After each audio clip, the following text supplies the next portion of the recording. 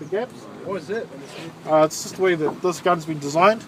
But if you look at the other nails, there's no space. Okay. So apparently these nails aren't good for this type of gun. Okay. So let's stick to the proper nails. Okay. So when I'm loading the gun, okay, the nails go like this.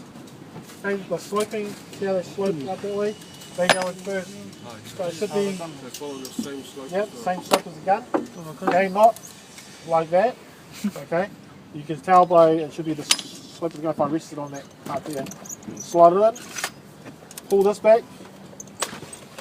Okay, and it should click. And if it doesn't click, then there's too many nails. Okay. So basically what we're going to do is... Oh, those Hilties are already in it. Yeah, apparently the Bruce said the Hilties, they work in here. So, yeah, I'm not sure why is that. Okay, so once we've got our strip of nails in, it should lock this part here. That stops the nails from falling down. As you can tell, there's a bit of a spring on it. And that spring is just basically, as you fire a nail, it pushes the next nail up, okay? With this gun as well, it has a belt clip. It's a bit of a, okay, I won't muck around with it. The older one is a lot simpler. You just push it up and it swings around. You can hang it on a joist. Yeah, you can hang this on an apron. Okay, so you can work at heights with it. Also, this gun has an adjustment. Okay, you can adjust the depth so it goes countersunk, so the nail gets driven in deeper to the timber, or so you can adjust this up and down. Twist that. Yeah, so you turn this. Oh. So it makes this go up. What are you doing? So you turn this orange thing. So it's got a depth gauge. So it basically allows you to, if you make this come up more, it will shoot the nail further in. If you make this go out further, it will make the nail stick out a little bit. Upward. Yeah, or you can adjust it so it shoots the nail flush. Was it like a hammer that comes out or something? Yeah, it's got a piston that basically fires and shoots a rod that pushes the nail out.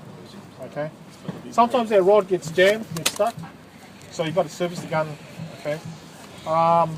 Those are probably the basic features. There's a light here. As soon as you put the battery in, the light should come on. Oh, put the on button on. This button has an on button, an off button. The other older guns don't have where that. the battery is? Yeah. Oh, so on. So now battery's flashing green.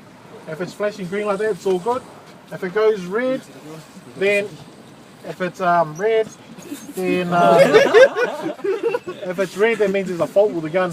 Okay.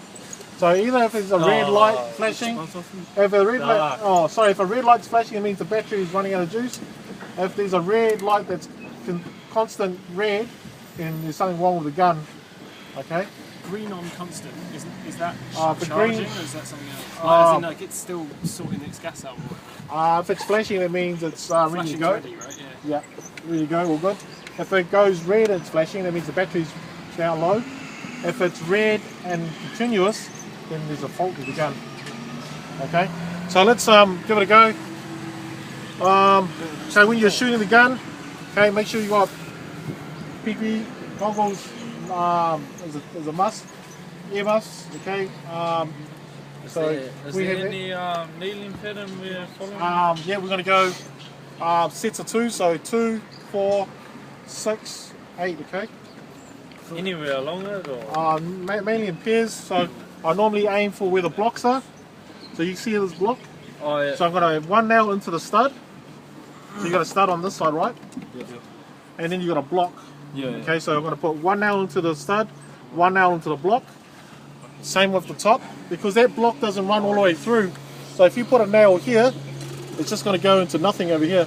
Okay, so make sure you're hitting up high as possible into this block, and there's 2 blocks down there. Okay? Do you want to keep going?